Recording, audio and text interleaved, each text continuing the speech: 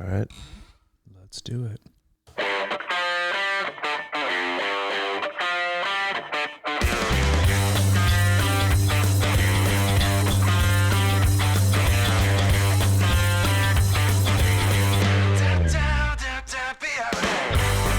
All right, man.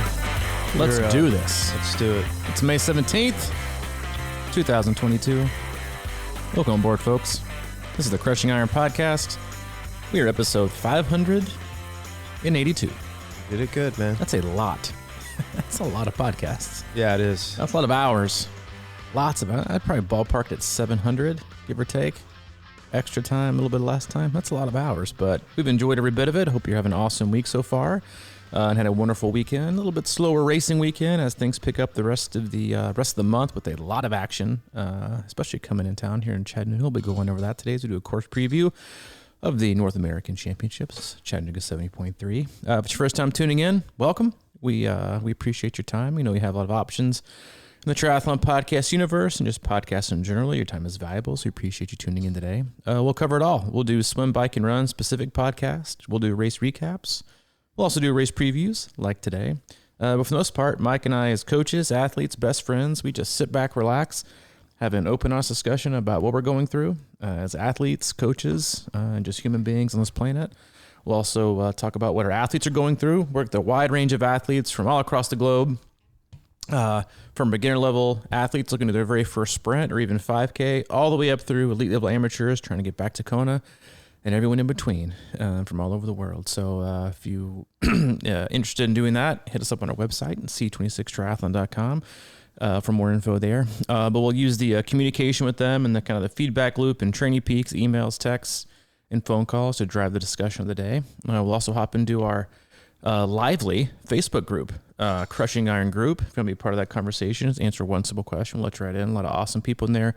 Wonderful community, quite informative, and a lot of seasoned veterans in there willing to lend their hand and pitch in as you try to make your way in your journey of triathlon. When there's a lot of confusing information and just a lot of stuff to learn and sift through. And so the people in there can make it, hopefully simplify it, make it a little easier on you. So sometimes we'll go in there and do a Q&A or just take the vibe and the pulse of the community and let that drive the discussion of the day. But that's it. We don't do ads. We don't do sponsors, but we do have an agenda. That's to keep you happy and healthy in your endurance sports journey. Are people still on Facebook? Are we the only group still on Facebook? I don't even. We are. I just feel like I think we're one of the. No, I know a lot few. of people still use it, man. It's pretty crazy. I mean, talking to somebody. What are you doing tonight? I'm just scrolling through Facebook. I'm just scrolling through. I'm like, sorry to hear that. Scrolling through Facebook. Living the dream. You're looking at the. Almost the end of my wardrobe here. I was about to say, like we are both heading out. We are leaving Chattanooga. You've been good to us, but it's time to move on. We are both packing up and leaving late next week. You've been bringing over some boxes and doing some heavy lifting with some containers, putting them in the garage over the townhouse. Yep. Things are getting tight, but it's good. It's all the process of moving on to bigger, better, and more exciting things. But yeah. Listen, I would tell you that this is the last of my wardrobe, but you'd believe it because I usually rock 2 or 3 t-shirts and 1 pair of pants per week. So it's pretty much my standard. I could live out of a toiletry bag. Yeah, it's been pretty simple. Yeah, but you look good, man. You got the last minute Larry shirt on. Probably gonna see a lot only of pair of shorts. Yeah, probably gonna see a lot of last minute Larrys at the expo. And so before I forget, if you're coming in town for Chattanooga 70.3. And we'll do that today. That'll be our we'll do a race preview of the course today, and really all things Chattanooga. It is a wonderful race, and I would have to say it is at this point, and I'm sure there'll be a lot of argument on this. It's the most popular 70.3 in North America in terms of selling out quickly, and how many people. I think there's like 4,000 people registered for this event. It is massive. But we have a booth at the expo. So come on by and see us. Even if you never met us or want to just come in and check out the gear we'll have. I'll be there for the majority of it. Mike will be there for some of it. But we'll be there on Friday from 2 to 7 and then Saturday from 10 to 4. So come on by, come see us. We'll have a lot of gear and apparel for sale. And so come support us and just generally say hi. We love to meet our listeners, and you guys like to tell us how much you appreciate us.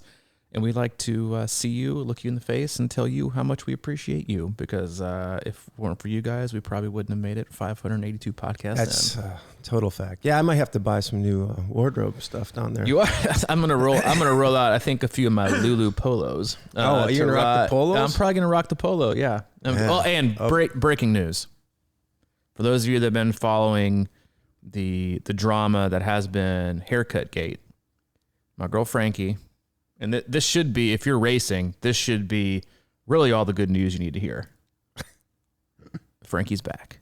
I'm getting my pre-race race week haircut here in about an hour and a half. That's a lot of pressure, dude. From Frankie, she is back. She moved right in the neighborhood, too. She did, yeah, of course. Shocker. I could walk there. But she moved in. She's going out on her own, which well-deserved. But yeah, she's back. And I was like, I can't thank God, because I've gone through some pretty suspect haircuts. I found my boy Brandon over at All City Barber. He was a good fill-in, but listen, there's no, it's kind of like when the head coach gets ejected from the game, the assistant coach kind of comes up and they kind of fake their way. Exactly. They win for a while. And it's like, hey, maybe they'll give him a new contract. Maybe he's going to go out and do it on his own. He can be a pro coach. And then you find out he's just, is not good enough. And Brandon, you just weren't good enough. Frankie, you're back. Get the pre-race haircut. And so, yeah, I'm excited about that. And really, honestly, just excited. We have a bunch of athletes coming in town. It's a wonderful city, wonderful layout. The race is, they do a pretty good job of putting it on, but it's always got a few surprises and tends to sneak up on people. It kind of, just like, I think the full and May races in general always kind of has that, well, it could be perfect weather or it could be a sauna fest. And honestly, the last 2 weeks here, as I kind of mentioned, our athletes in the weekly email, and then also the ones that are doing the race, it has been hot here the last week and a half. It has been 90s. It was actually fairly decent yesterday, but the next 3 days are going to be 90s here. I have a really, really hard time seeing this race be wetsuit legal. But you know how they do. They'll go to the middle of the river. They'll drop it down the deepest depth of darkness to find that 76 even. To where it can be wetsuit legal. It's been hot. It's going to be in the 90s up till Saturday, and then looks like a few storms rolling in on Sunday morning, which I'm sure people are panicking about already. But those storms mean things will cool off. So hopefully the race day will have some really, really nice weather. But again, the race itself is I wouldn't call it tricky, but I would call it sneaky. As I think a lot of athletes found out last year. But we'll go over that in a minute. First and foremost, if you're coming into town, enjoy yourself. There's a lot of great places to eat. Don't just stay in the, right there in downtown. There's some decent places to eat, but head over to the south side, hit up State of Confusion, Stir, Main Street Meats if you want a really, really, really solid steak. You got some great pizza joints in town for the night before, some okay Italian restaurants, but venture, go over the north. They got some decent barbecue on the North Shore side. They got the Edley's. But yeah, venture out of smack dab downtown if you're one of those people, which Mike isn't, and really, honestly, neither am I. You're not a venture capitalist. He doesn't like to venture. I don't like to venture either. But if you are going by car, and plus, as many people are doing this race, the city can still pretty much host everyone downtown if they want to, because of how many hotels they have. But it's also a very, very easy parking situation. Having lived here for the last 3 years, we used to live on the North Shore side. I think the morning of Ironman Chattanooga, I think I drove right smack dab to the front parking spot, like right at the mouth of the Market Street Bridge, and just parked, which is about 2 minutes from transition. And it was, I think, $7 for the whole day. And so lots of parking. So I think a lot of people are actually staying, a little bit further. But yeah, go out, see a few things. If you bring the family in town, hit up Rock City or the Incline Railway. But there's a lot of stuff to do here. If you're staying downtown and you brought the family, set your kids up for success and your spouse with some tickets to the aquarium and then a children's museum. Have them go and that'll take a lot of time in. But I want to start with the course. I want to start with the swim. Which was, I think, a little bit sneaky. Do you have any tips of the trade for a soon-to-be not Chattanooga resident? Yeah, I just I wanted to. Is it LakeMonster.com? I don't know. What? I looked up, but I just looked up Chickamauga Lake. Is that what it's called? Is up? Man, we're in the Tennessee River. I know, but the dam. Yeah. They said water temp 70 degrees. What? I'm just saying. I kind of looked at it a little bit because I'm a wetsuit guy. I know you are. You're the a swim is a big little wetsuit longer guy. than a typical 70.3. You and are I know a wetsuit guy. And I was just talking. It's just because my leg. I think I'm negative buoyant in my legs. You just say you're negative buoyant? Yeah. So, okay, for those of you that can't see Mike right now, which is all of you except for me, what he's trying to tell you is he's got these really manly, sexy quads and calves that he's just got. They're so muscular. Bone density. Bone density. They're just a little bit heavy. Listen, can't keep my butt up, man. 95% of triathletes are in favor of the wetsuit. So, yeah, it's just been really hot. We haven't had any rain, like almost at all in the last 2 weeks. So, yeah, it'll be interesting. I'm sure that'll be one of the first things people ask when they get on, but don't even ask till Friday or Saturday or even Sunday morning because there's always a lot of changes that can happen. First things first, if you look at the swim and go back and if you did it last year, you know, if you didn't, you can probably read about it. The race course itself is quote unquote a downstream swim. Mm-hmm. And based on the amount of, again, the amount of rain we had and just the watching the last few years, it used to be you'd start across on the North Shore side right there by Girls Prep and Girls Preparatory School, and you would swim a measly like 100 meters upstream. Then you'd swim across another probably 200 meters and then catch the waves downstream, baby, and then go all the way and then come out the other side. Well, they had to cancel the swim year and then shorten it a few years because, God forbid, we asked people to swim upstream for 100 meters. So what we had to do, obviously, was, take something that wasn't broke and try to fix it by moving it upstream, further upstream. It says it's 1.4. Agree or disagree? What does that mean? How many yards is that? I don't know, but it's long. It's longer than 1.4. I got to say for sure it's longer. It's got to be closer to 1.5. 2,700 yards is my guess. Yeah, it's got to be at least in between.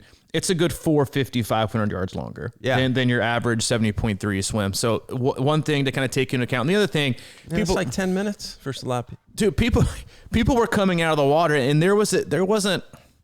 So last year when I was at the exit, everyone tries to. And if you're racing and you're at the swim start, you can do this because there's probably going to be kayaks in the water. Do yourself a favor. Don't stare at the water trying to figure out how the flow is because you're going to be, because sometimes like last year, my mind was like playing tricks on me. I stared at the current. I was like, that's going upstream. It's going upstream. Like what's going on right now? And then I looked at the kayaks and they were sitting there with their paddles across their laps. And then I thought to myself, oh boy, that's not good. So there's no current. Granted, it's a straight shot swim. So for those of you that are navigationally challenged, that have a hard time, staying on course, that's a huge benefit because it's as straight as you're going to get. Is it a straight line? No, but it's as straight as you're going to get for a 70.3 swim. So you have that going for you. But in terms of current, don't bank on it being super, super easy. Okay. Don't bank on it. A lot of people did it last year and got out of the water, looked at their watch and were immediately defeated. I mean, it was, you could see it on people's faces coming out of the water. They expected, because in some years, I think, back in the old course when it was a full 1.2, 2018, the year that I did it, I think my swim was 23. Yeah. Which was a good 6.5 minutes faster than one of my best 70.3 swims. That's a lot of time. Mm-hmm. And that's how easy it was with a wetsuit on and the current. And that's even with swimming, that 100 yards upstream going across and shooting down. But distance is distance. And I think a lot of people underestimate the extra swim distance. They see 1.4 and like, that's not that big of a deal. It's a little bit more than 1.4. I'm just going to tell you that right now. They can say what they want to, but it's longer. I've seen at least 100 files. It's way over 1.2. I'd say it's in between 1.5 and 1.6. So don't anticipate. But then you see that in the description, you think downstream, quote unquote fast swim.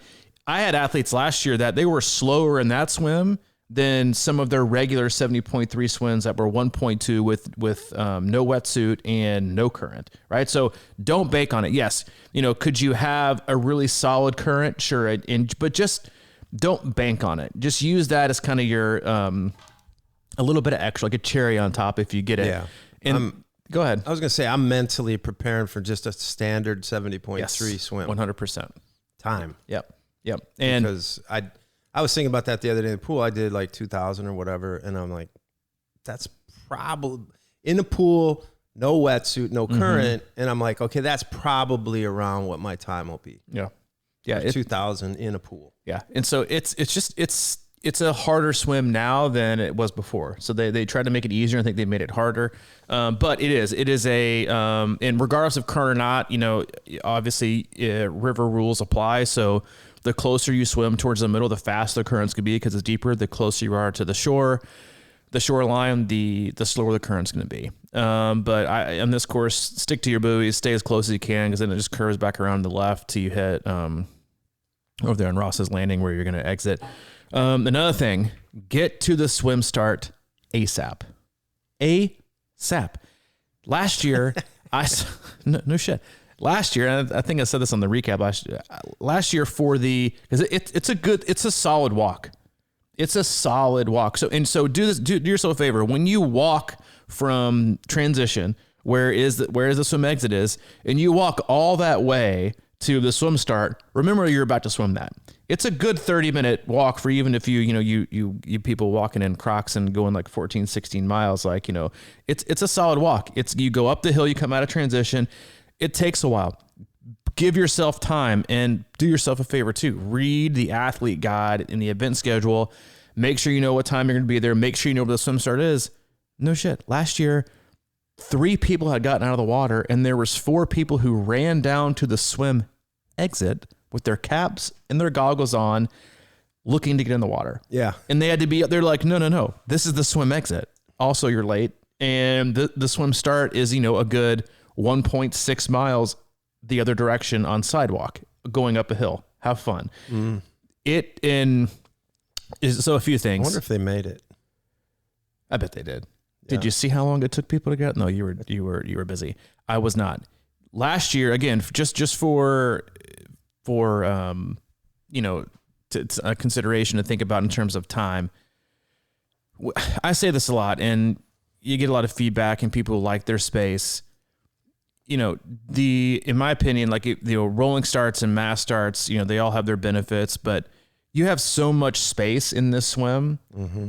If even as a person who's swimming is their strength, if I want clean water, I want to be in the front because, and I think this is something that people don't think about very often. The quote unquote better, more efficient, more probably, the athletes that are able to maneuver themselves better and not just kind of flail around, they're at the front. Okay. You want to be with the people, because when I'm swimming and I'm going to pass somebody, I don't want to swim over top of them. I want to swim around them. The further you get towards the back, it's like throwing, I think if you use an analogy, it's like throwing 500 golden retrievers in an 800 feet pool. It's like every man for themselves. You can't see anybody's rear ends or back legs. They're just trying to make their way. You're going to get swam over. Okay. Be towards the front. You're going to have just as much room. You plop in, I think probably 3-4 at a time, and you go downstream and you swim your swim. Okay. It's a straight line. Just get in, because last year I timed it. There was an 11-minute gap between the last person getting out of the water and the first cyclist coming in. Oh, wow. And last year there wasn't a pro race. So this year, another thing, it's a really, really good pro race this year. There's a lot of good pro men coming into race, a lot of good females coming into race. The women field is maybe arguably stacked more than not. Flora Duffy's coming in the race, which she's unbelievable Olympic gold medalist. Tim O'Donnell is making his first appearance back in pro racing since his heart attack during Clash Miami a year and a half ago. It's a pretty star-studded field for this race. It's also going to be broadcast on Outside TV, which is pretty cool. Stolberg's doing the Stolberg's probably doing it. The announcer. Yeah, I can't wait for him to. Yeah, anyway. But so yeah, so they get in the water at 6:15. So some of them will be getting off the bike around 8:30, 8:40. Guarantee you, there's a less than 10-minute gap, because last year was an absolute, cover your kids' ears. Last year's swim start was a clusterfuck. It took every bit of 2 hours to get people in the water, and it was hot. Last year, it was sneaky hot. It was in the high 80s, feels like 90s. Some of the athletes were getting off the bike at the hottest part of the day. Okay, do yourself a favor. Get in the water. Okay, just get in the water and thank me later. So you'll hop in, you'll make your way up. You'll stand in line for forever. Don't put your wetsuit on early. Dear God, don't put it on as you walk, don't be that person. I might actually get there really early and stand underneath the Market Street Bridge, and if I see people walking in some sort of wetsuit on, I'm going to flog you. I'm going to flog in the Achilles with a whip, and then I'm going to ask you to remove it and put it back on later. Carry it with you. Carry a bottle of water with you, whatever kind of hydration, some fuel with you, because you got time to wait. You got time to wait. Take that in consideration when planning your pre-race meal.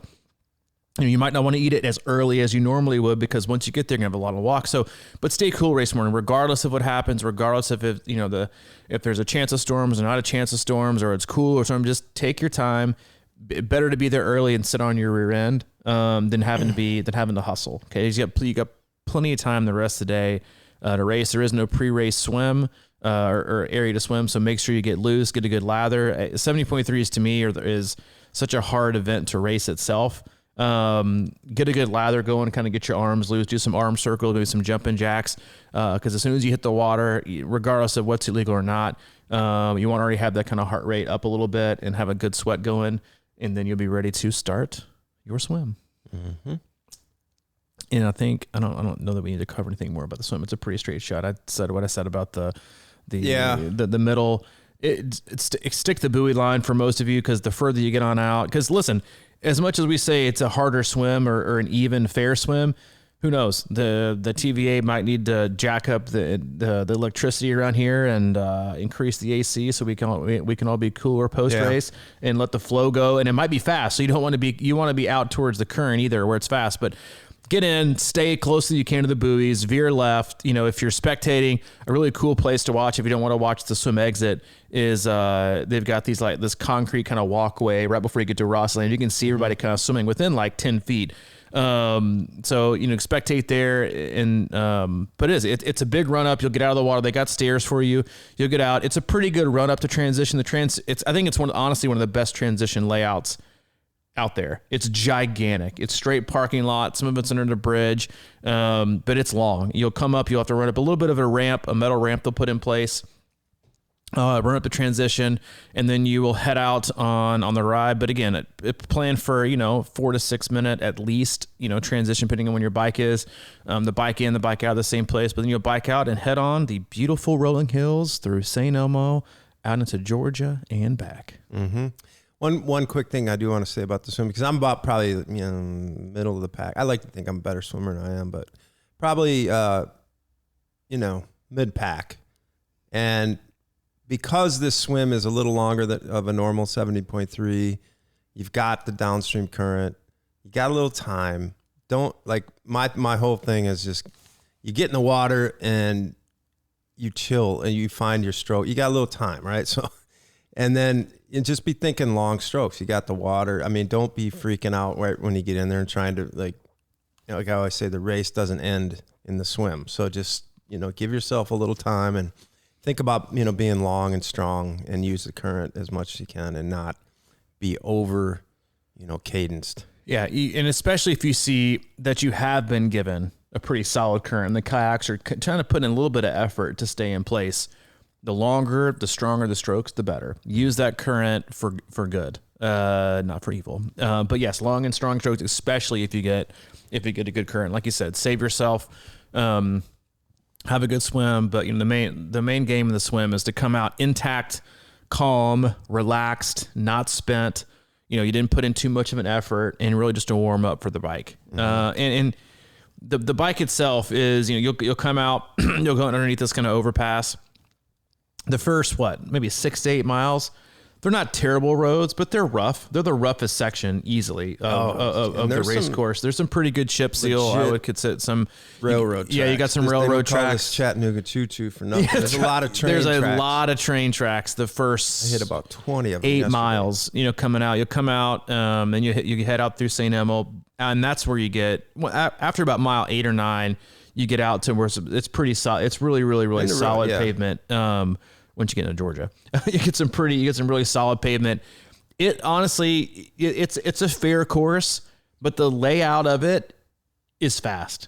To me, it's a fast bike course. Yes, it's got hills, but I think they're almost appropriately and perfectly placed. You've got just enough time. You got just enough opportunities to kind of set up out of arrow. It's also fairly shaded the more you get out there, especially early in the morning if you're one of the first people in the water. Once you get out and you clear the St. Elmo and you get to like mile 10 or 15, you still should have some pretty good shade, because there's some pretty good trees out there, pretty good coverage, maybe not as much in the back end. In the mornings, you should be good till about 9:30, 10. Again, another vote for getting your ass in the water early, because you'll get fairly. I remember coming back when I did in 2018, there was good shade on the way back. On the way back before 10 o'clock. So you could get some really good shade. What are your thoughts on, obviously coming out of St. Elmo, the biggest thing for me is get hydrated. Make sure you have all your bottles with you. Rubber band your bottles down, because you will see people losing their bottles left and right all over the place in the first kind of few, because you got railroad tracks. You've got some pretty good chunks in pavement coming out. And two things I always notice when I watch this race, which I've watched it now like 4 times and raced it once, is the first 10 miles is where you see the most hiccups. You got people who are kind of getting their wits about them. It's going to be a crowded course again, which I'll go over here in a little bit when you get to the run. But you always see people losing bottles. You see people having some wrecks here and there. But for the most part, and then you also see if it's really, really, really humid, which it's the South, it's May, it's humid. People that wear visors, they like fog up instantly, and people have a hard time. They're messing with their visors, doing all kinds of things. Get out of the first 10 miles and the most turns of the course in the first 8 to 10. Just get out of there, right? Get out of there, get hydrated, get your wits about you, get loose. Don't try to smash it. Don't be, one of those guys passing people 4 wide. Just follow the rules. Okay. Follow the rules, be a good communicator, and, stick to your plan. Yeah. And I think there's a lot to be said. I do think it's a fast course. I think it's fair, but you have to be in good shape to actually take advantage of that speed. And I've been thinking about that a lot, because I'm not that guy right now. So one of the things I was thinking about was actually those first 5 to 8 miles or whatever coming out of the transition. I was actually thinking about staying in my little ring as a strategy, because what can happen that's just me, because I'm not in great bike shape. I haven't had very many long rides and stuff. I think I'm okay with it. But what I'm concerned about is that first 5 to 8 to 10 miles can be pretty fast. And it's kind of tempting, if you know what I mean. And I think that it's real tempting to sort of pick up speed there. And once you get out to that 10-mile mark, right, basically where the loop starts, I think, the roads are pretty good there. But that first section up to that, is it Mount St. Andrews or whatever? Mount St. Andrews. No, I have a few things to say about that. You take a left on Andrews Lane. That's about 25 miles in. And that to me, from that 10-mile mark to Andrews is probably the toughest section of the course. It's got the rollers. Yeah. So I keep telling everybody I'm coaching is just, kind of be patient to the top of Andrews, because if you're in good shape and you pace things well coming out, you're going to pick up your time after Andrews Hill. And instead of like overdoing it early and, and getting, just getting ahead of yourself, because I think that, and I always said this about the full too, is like, it's a fast course, no doubt. It is. But it's not like super easy, it's like fair, like you said. So you can really cause yourself problems if you try to go too hard too early.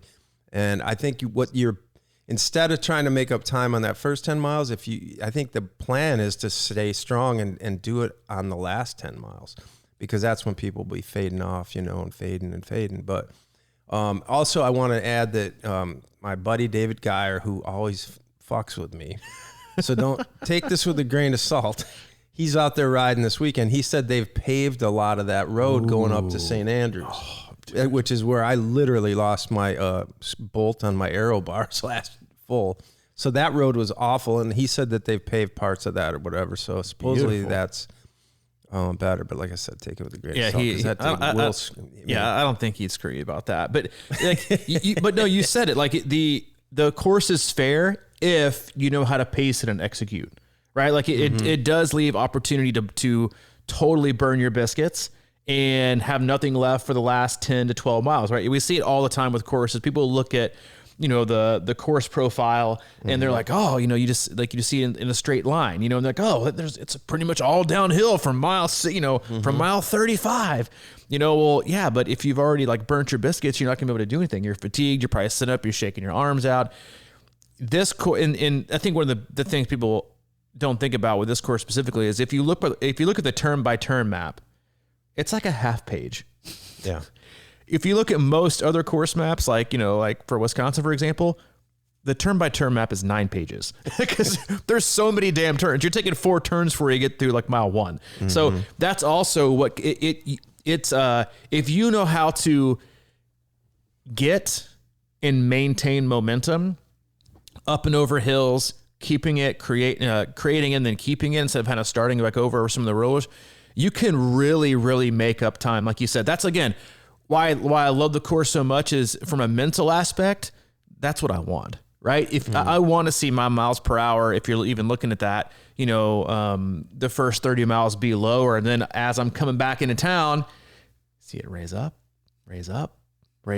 But then because the last probably 10 miles in Georgia before you get like that 9-11 mile stretch coming back into Tennessee in the St. Elmo area, that's the fastest section of the course. I mean, it's long straightaways. You're cruising. The road's perfect. You got the whole lane. It's beautiful. It's awesome. More likely to be shaded too. But again, when you hop back in the last 8 to 10 miles, you'll see your miles per hour go down again, right? Go down because you got more turns. The road is rough. Keep your wits about you again. Most people that can be frustrating, but it does. It's a bike course. While it has its fair share of rollers, I think they're perfectly placed. Gives you just enough time to get out of aero. I'm not a guy who loves to be in aero for the whole ride. I like my chance to sit up. I like my chance to kind of sit up and, hydrate on the hills, use it for their advantage, shake my arms out a little bit, relax my shoulders, get back down in aero when it's time to get back down in aero. I don't like to be smacked down in aero, stared at my bike computer for, 56 miles. This is a great course for that. But you got to pace it well. You've got to pace it well. And even more reason to pace it well is because as shaded as the bike is, and it'll feel about 10 degrees cooler in Georgia on the bike course. When you come back into town for back on the clunky roads, railroad tracks again, they say, like most wrecks happen within like 1 mile of your house.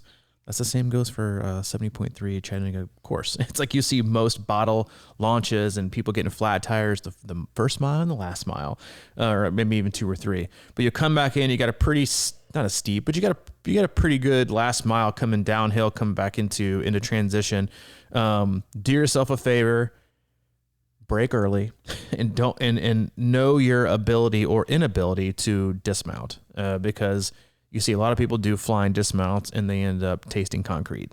So get off the bike, come in again, transition, huge area.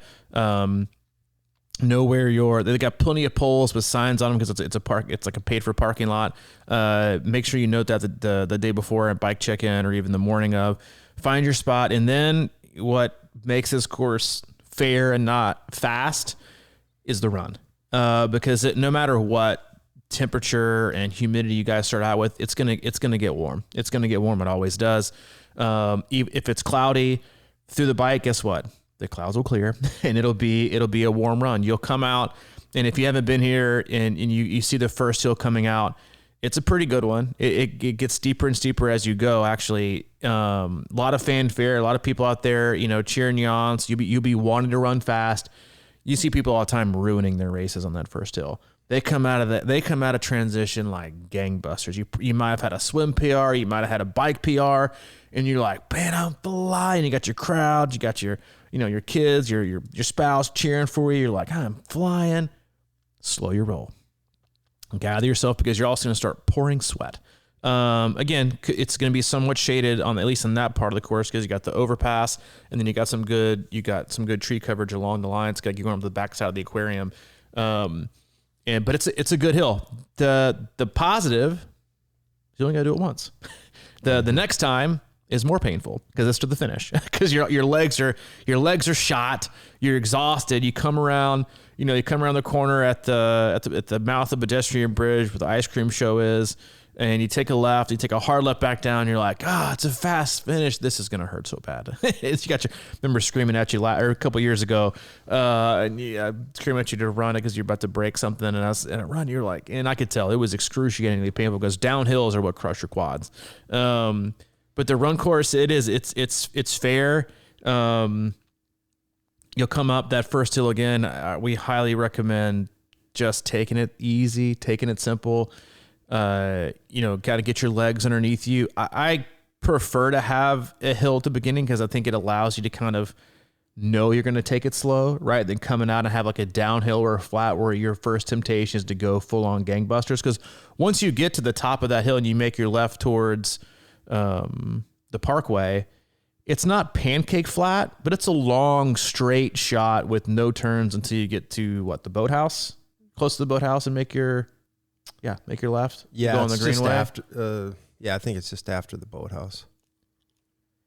You run back out. You cut back through a parking lot, and then they kind of take you out basically to the Ironman swim start. Yep. And on the greenway, and then kind of spin back. Yeah, take a left into a parking lot. That I think it's either before or after the boat. It's not the boathouse part. It's after, and then you come out. Then you do a short little out and back, and then come back down. The only thing about running on the parkway is that there is zero shade.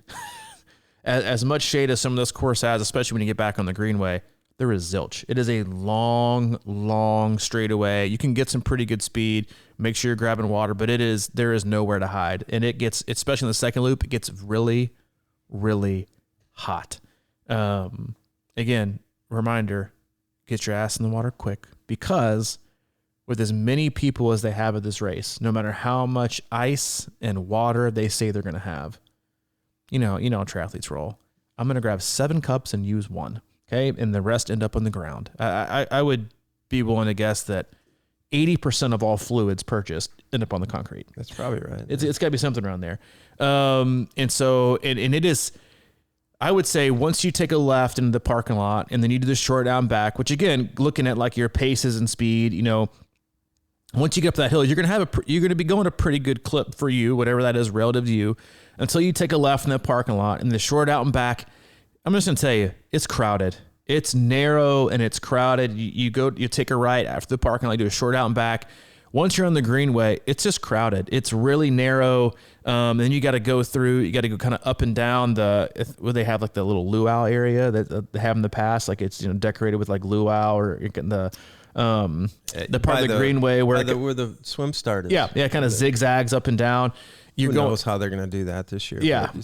You're going to lose time there because you're taking tight left and right turns, and then you come back up. It's just narrow. Again, if you want to be able to run it, then get out there and do it early, and maybe try and start your second lap before everybody else is off the bike. It's just narrow. It's narrow and crowded, which slows you down and then makes you frustrated. It makes you forget how to pace. And so again, you're probably tired of hearing me say this, but get your ass in the water. I would like to back up a little, because when you come out of T2, they do have an out and back. So yeah, you have, not on the full, but on the half, they do this. They take you back toward that hotel, and then we spin back around. So you basically have, and then when you get back to where a transition is, there's like a little downhill to where you got out for the swim, and then you run that boardwalk thing, and then there's a hill before the hill. Because you come out through the park and there's that climb before you even get to the hill that we're talking about. So before you start kind of climbing, I think you got about half mile maybe of warm up. So, but you got to navigate. It's twists and turns. It's like you said, you go back out towards the bike out. And I'll tell you this from a guy who's run that route 100 times. Don't even look at your watch, because you got the overpass, you got the tree coverage, and then you're going to run down close to the water and then back up again. And then you're going to go back underneath an overpass, starting the hill. Your watch is going to be going all over the damn place. You're going to be doing 14-minute miles, 7-minute miles, 13-minute miles, 7 miles. Don't even look at it. Don't even look at it.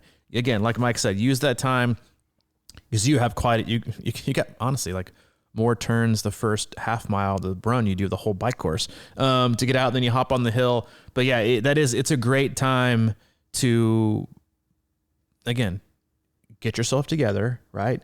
Check yourself, check your legs. You know, you don't have the opportunity to run a straight mile out flat and burn your biscuits. Get yourself ready, right? Because you're not going to win this race the first lap of this run, but you sure as hell is going to lose it.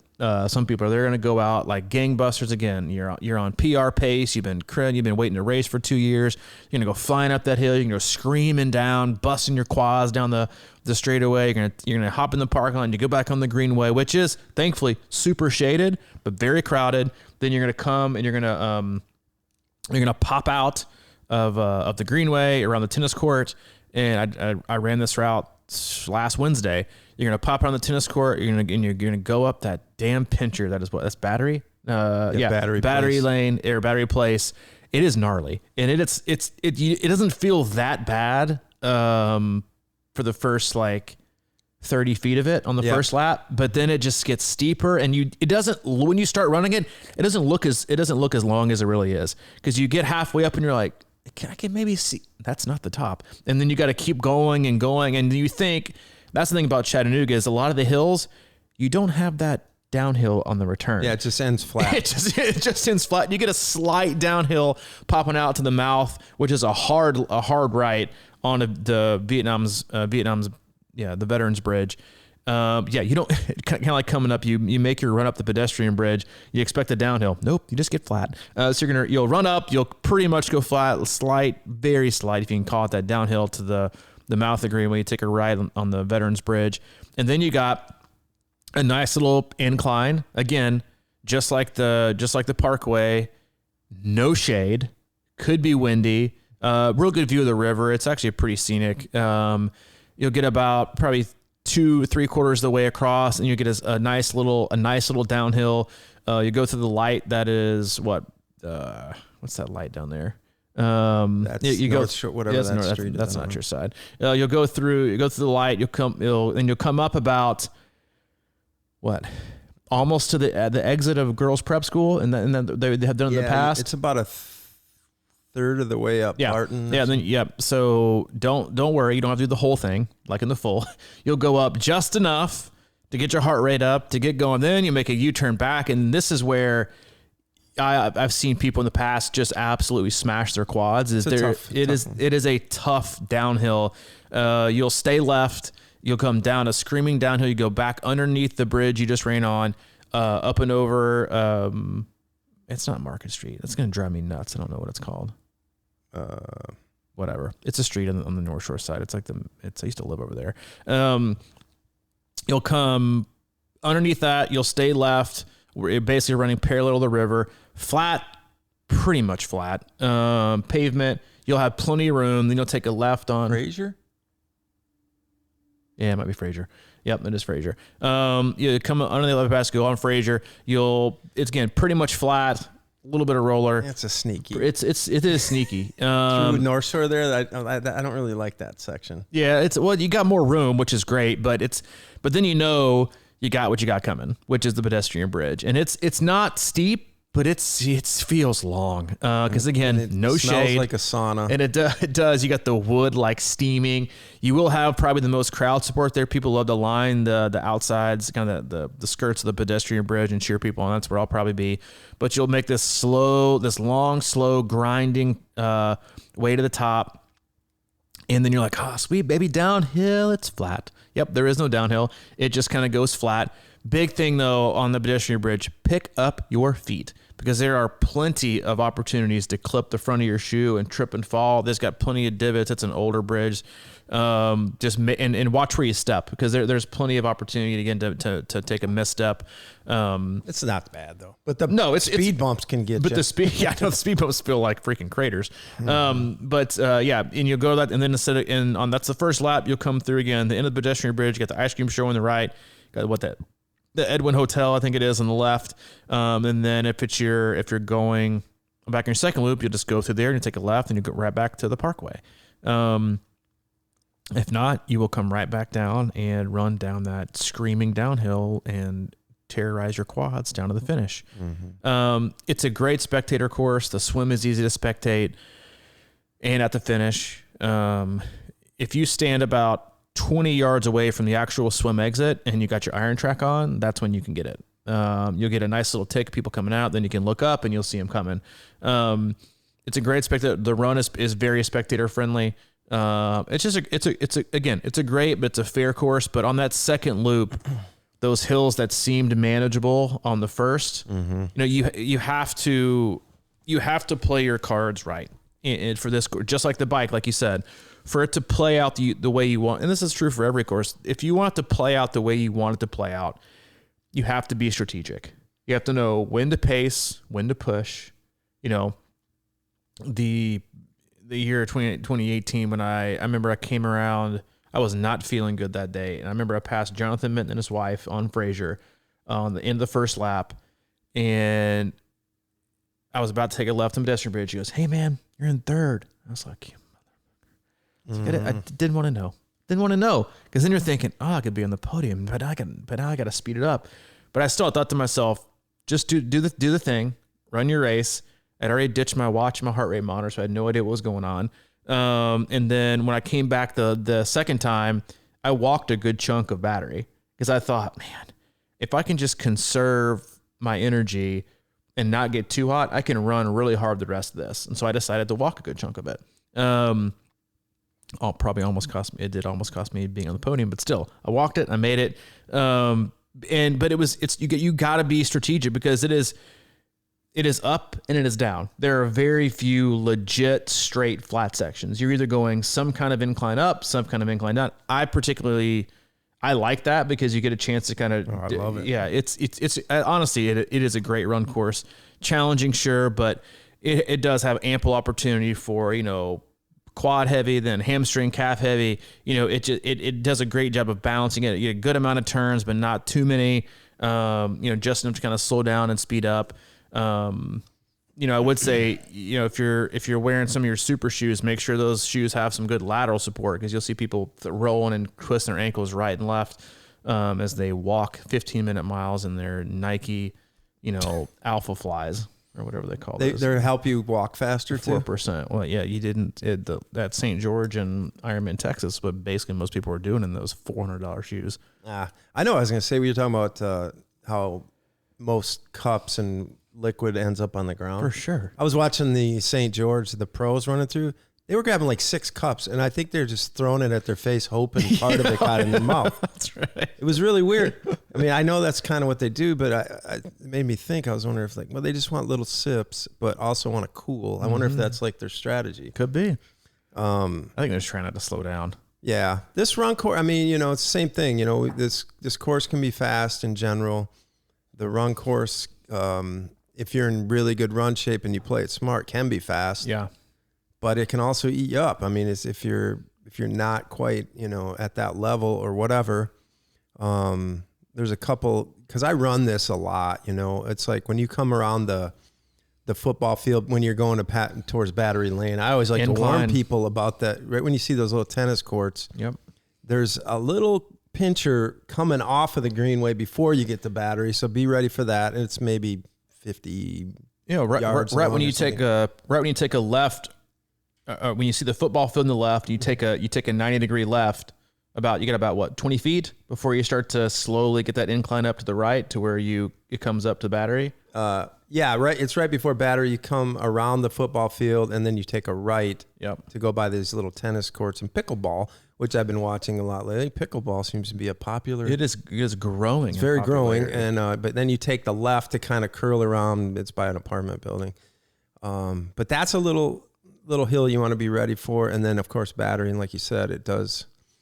I mean, that's one of those. I took Maddie out there. We were doing hill repeats yesterday. No wonder she looks so tired. I know. Because she's having trouble getting up the stairs, so I've been kind of working the hills with her. She just coughed. She's not a fan of that. No, she's not. She actually kind of liked it, but it doesn't look like the other thing is, like you're saying, it's not it. The greenways, obviously, or the what do they call it? The bike. What do they call that? The Riverwalk. The Riverwalk. The Tennessee. That Riverwalk. stuff's flat. That's pretty much the only flat section, I think, for the most part. But shaded. Like for me, yeah, it is. Like for me, for whatever reason, I've been a hammy problem guy. So I like, there's some nice gradual downhills that I like to take advantage of. And that was the point I was going to make, is especially on like Veterans Bridge, there's a long stretch there. You can kind of like just sort of release yourself and pick up the pace a little without a lot more effort. Yep. So I would take advantage of that, certainly. Right after the boathouse, there's a nice little 100 yards or something. You know, little things like that seem to... that section from where you come off Battery and you take it that hairpin right onto the bridge, from the moment you get on the Veterans Bridge to the time you start the ascent on the pedestrian bridge is the fastest section. Yes, you have that little bit of an uptick towards, that the little bit of it, you go a little bit up Barton, that's hill, but at that point you've run straight for almost a mile, not downhill, but flat to downhill, straight, no turns, no coverage. You go up a little bit, and then you take a real tight U-turn, and you come screaming back down again. Mm-hmm. That's the fastest section, which feels good to be able to kind of to have those straight shots. It's a really, really well laid out course. It's fair, it's honest, but just like all courses, has ample opportunity for you to absolutely crush it, or ample opportunity for you to absolutely burn your biscuits at mile 30 of the bike. Mm-hmm. And that's why we race to be strategic. You should want to run this whole run course and pace it appropriately, because people will lose all kinds of time on this run, especially coming around and as the day gets hotter. Because once you get too hot, you can't get it back. Looking at the forecast, I doubt it's going to change that much. So it does look like you're going to get a little bit of a cooler temps, but it'll still be humid. Again, race morning, don't look at the temp. Look at the humidity and the dew point, because that should be what dictates your effort for the day, is the dew point and I learned that the hard way. For the years and years that I've done this, looking at the heat and the humidity. I didn't even look at the dew point when we did Ohio last year, and it was like above 70. I was like, no wonder I couldn't breathe at all. It's like breathing out of a straw. Definitely look at that, because again, it could be cooler, but if the humidity dew point's higher, it's going to be insufferable. So pace yourself, but if you're coming to town, enjoy yourself. It is a great little city. Lots of opportunities to have a good time, great places to eat, and a great place to bring your family. So I know that we both look forward to seeing all of you at the expo. Come say hi, and then I'll be cheering you guys. I'll be having like 10 cowbells. I'll be cheering, have signs, maybe have a clown. No, I'll just be giving high fives, looking good, slow down, be patient, the standards, but definitely say hi. But you're not the kind of coach that runs along and says, "Hey, your gate's a little wide." Yeah. Engage your glutes. That's like such a. I've seen that so much. It's so funny when like the coach comes out. You come out of T2 and the coach runs with you for the first mile. They're like like something like that is the knees last up, thing. Engage your glutes. Here's me. Slow down, man. Slow down. Take it easy. Slow down. Yeah, it's like that's my excited face. That's my mantra. Slow down. Yeah, I know it's a race. Slow down. Slow down. Get your water. Maybe I'll get to actually meet the race director finally after living here 2 years. Yeah, I don't know that Brian Miracle do that. He's got his hands full. We hope you had your hands full with this podcast. And in all honesty, I know we said this at the outset. We do love meeting you guys, and you guys send us emails or messages or postings on Facebook to thank us for whatever reason. And it does mean a lot. And we wouldn't be doing this nearly as long as we have without you guys. So we love meeting you guys as much, if not more, than you guys probably love saying hello to us. Because we really appreciate everyone that listens and is a part of our community. So make sure you say hi. And if you see a whole bunch of C26 kits on course, make sure you say hello to them, give them a high five. As always, if you need anything or want more info on all the things that we do, go to our website, C26triathlon.com. It's our one-stop shop of all things coaching, camps, and community. What else? Nothing. Nothing. Did I catch you scrolling on Facebook? No. Yeah, exactly. No, you didn't do that. I don't look at it on my phone ever. Good. I forgot my password, and good. As soon if I forget it, it's done. Might be done. You had a big grin on your face. I know, it was fun. I just, stop by. Well, we got some, for those of you who have ordered the new Zoot kits, which a lot of people I see are wearing, and they look awesome. I wore the cycling kit this last week on the Trace, and it is nice. It's money. The navy blue. I got the jacket. It's a navy blue jacket with kind of a turquoise and a neon yellow kind of logo. We've got T-shirts that match that will be released at the expo. So, matter of fact, I need to probably grab one of those before we get to the expo so I can rock it. Yeah, probably my race day shirt. But they are sweet. They are really, really, really, really sweet. And also, I'll just say this right now: we're gonna have 20 transition towels. Oh yeah, they are. That's right. They're actually pretty cool. We're gonna have 20 transition towels, C26 transition towels. We didn't make a lot, but we'll have those. And bright gold, you can't miss them. Honestly, you can't miss them. I say 20 because we ordered a little bit more than that, but I'm taking one or two. They're great. We'll have those. We'll have those for those of you coming in. Actually, you know what? For the first 20 people that swing by the booth and spend over $100, we'll give you a transition towel. Oh, so there's deal. We're going to be wheeling and dealing down there, I feel like. Because Mike can't fit all this in his Beamer heading up to Wisconsin. We got to move the gear, and we promise you once we get settled in our new location, we'll come out with a completely new line. But the classics, get them while you can. Get them while you can. We got tons of water bottles. So yeah, come on by, support us. If you need info on coaching or anything else the rest of the year, again, go back and hit us up on our website. And as always, if you need anything from Mike directly, he's available, CrushingIron@gmail.com. And if you need anything from me specifically, I'm at C26Coach@gmail.com. Over and out. See you, dude. See ya.